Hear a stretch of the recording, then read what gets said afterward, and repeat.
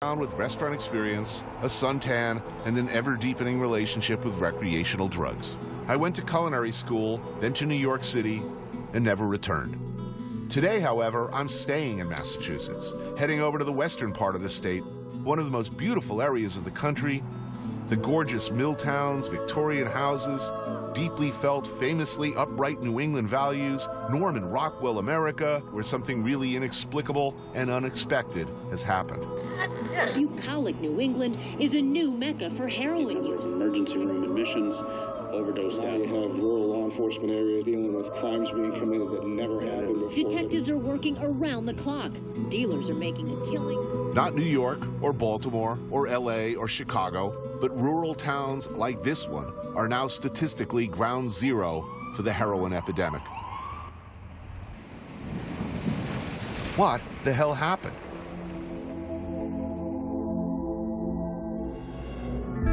The next couple of years, if this heroin use trend continues to grow, it may be beyond getting a handle on. I'm a detective with the Greenfield Police Department, and my focus is undercover in narcotic investigations.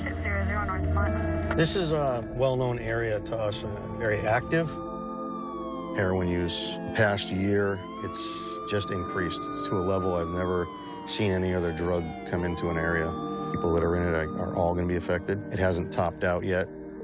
Someone you've known, someone you went to school with, someone you work with.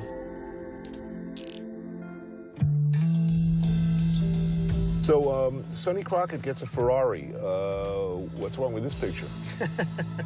Tried the Lexus, but they said no way, so I got this one. It's been reported in the national papers. There's been an explosion of heroin use, heroin-related crimes, overdoses. Now, how's that happen? I think once this area realized that we had a heroin problem, we were already behind it, trying to play catch-up. We are on the 91 corridor. Route 91 has been dubbed the heroin highway at this point. It's a widely used road to go north and south. There's opportunists here, and for low money input, they're getting a high profit. That's the typical heroin packaging. There'll be bundles of 10, be 50 bags here. So 60 to 80 bucks for 10. They can charge whatever they want. It's all supply and demand. That's one dose per for most people? They'll do multiple bags, anywhere from 3 to 5 bags at a time, up to 30 bags a day. And the current economics of the town, I am the only one assigned to the narcotics position. How many heroin addicts do you think are walking the streets of Greenfield right now? I'm going to say that we're in the high hundreds. Wow. We're in the high hundreds. High hundreds. Yeah. It's hitting every age group, economic household. It's out there. So we don't have Crips and Bloods taking over motel rooms. The person selling you dope more likely to be familiar than a stranger? I'm going to meet a past distributor I've known for several years. We meet Carmen, as we'll call her, a powerful local heroin dealer turned paid confidential police informant out in the woods. How'd you get into the business initially? I needed the money. I needed to support my family. Couldn't get a job. How easy was it to get into the dope business? Not hard at all, because it's cheap. Was there money in it? Oh, hell yeah. Yeah, oh yeah. It's like Mayberry out here from looking around. I mean, who's using heroin now? I mean, what were kids? Kids. Today's heroin epidemic is different than the one that raged through America in the 1970s, in a few significant ways. Back then, heroin was mostly seen as a poor people problem, somebody else's problem, the sort of thing that musicians and criminals got into, marginal people, far from the white main streets of Mayberry, USA. What those people did to themselves, well, it was unfortunate, but not our problem, until somebody broke into your house. Today, it's absolutely the reverse. The new addicts are almost entirely white, middle class, and from towns and areas like this. How do you think you make it better? You don't. Whoa, you don't? No.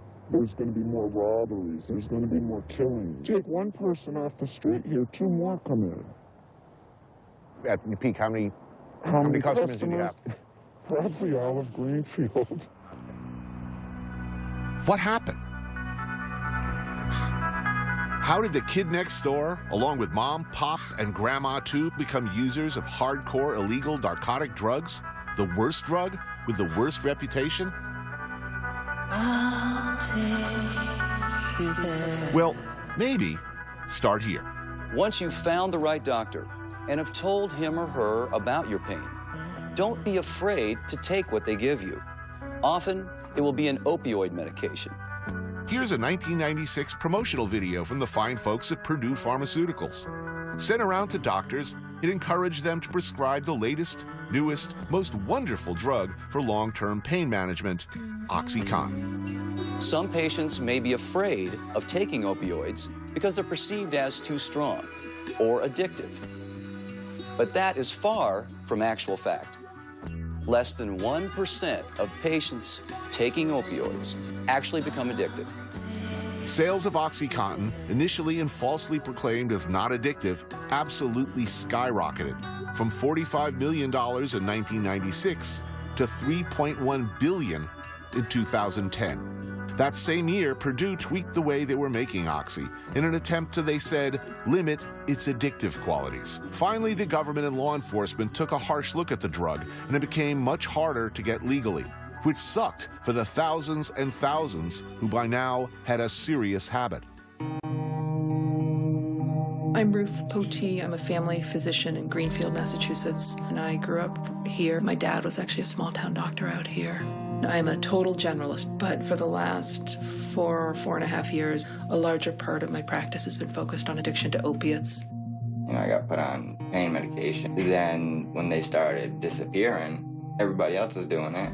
The heroin. You know, I can get a bag of heroin easier than I can get a joint. And once they start, they just slip down that rabbit hole and, you know, maybe they make it out. That's our goal, is to get them out and to live healthy again. We've really, in our own way, created this mess that we're in now.